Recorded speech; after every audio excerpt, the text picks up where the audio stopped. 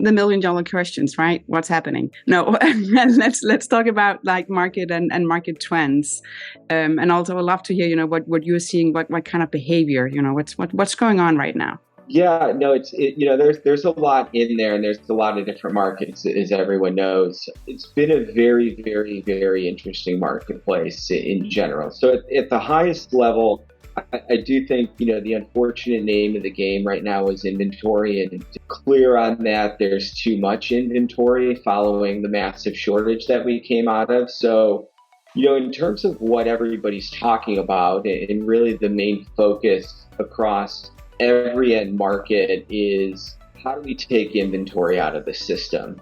And equally as important, I sat at a presentation and a show, and one senior level exec said, we went from just in time to just in case to just too darn much. Yeah. And with that being the history of where we are at the just too darn much, do we go back to just in time?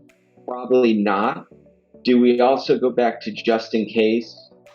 Probably not. So, trying to figure out that we've built too much in the system, we need to take inventory out. What is that right level? And you can see it, to give a real tangible example that probably everybody can easily, see and picture. You look at the automotive industry here in the U.S. and pre-COVID, the dealers would hold between 85 and 90 days worth of inventory in the U.S. Yeah.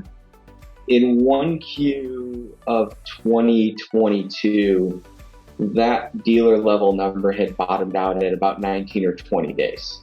Wow.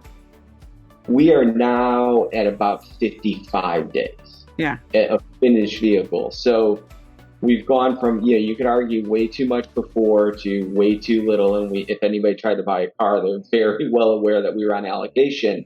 Yeah. To, an area that's somewhere in between. And I would argue that's probably a good, healthy spot for the automotive OEMs to be at.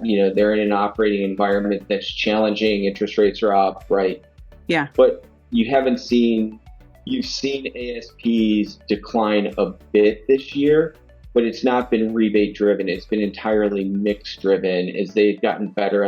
They've been able to get better allocation, iron out some supply chains, bring in some of your mid or lower priced cars. So their average selling price has dropped, but it's dropped purely on mix, where historically at 80 or 90 days, it would have been all rebate driven. So I think, that's kind of a real tangible reason of what's really top of mind, which is, kind of inventory and where do we end up after we kind of balance.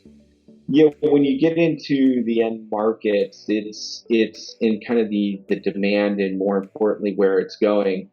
If you like Mind Innovation, don't forget to subscribe, rate, and share the show wherever you get your podcast.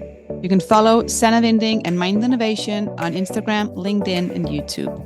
And make sure to check out mindinnovation.com. Stay curious and keep learning. See you next time.